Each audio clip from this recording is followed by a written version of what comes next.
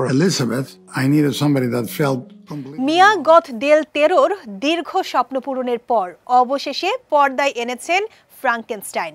Mary শেলির 1818 সালের classic উপন্যাসকে আধুনিক দৃষ্টিতে পরিবেশন করেছেন এই ওস্তাদ পরিচালক।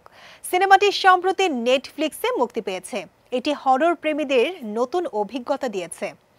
সিনেমা 3টি অংশে বিভক্ত: শুরুর বয়ান, ভিক্টরের গল্প এবং মনস্টারের জীবন।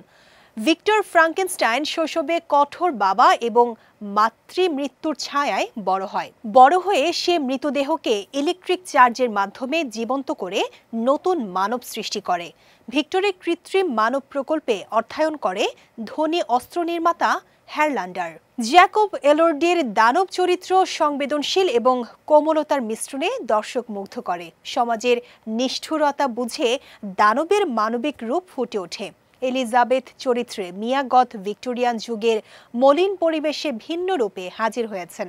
সেট ডিজাইন, কস্টিউম ও ভিজুয়াল দর্শকদের চোখে মন্ত্রমুগ্ধ করে। ড্যান লাউস্টসেনের ক্যামেরা এবং আলেকজান্ডার ডেসপ্লাটের সঙ্গীত সিনেমার মেজাজকে আরও জীবন্ত করেছে।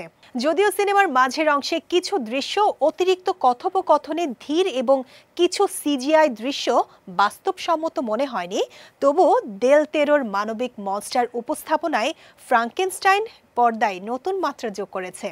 ভিক্টর ও দানবের দ্বন্দ্ব, মানবিক সংবেদন এবং ভিজুয়াল সমৃদ্ধির সংমিশ্রণে সিনেমাটি দর্শকদের জন্য এক অবিস্মরণীয় অভিজ্ঞতা।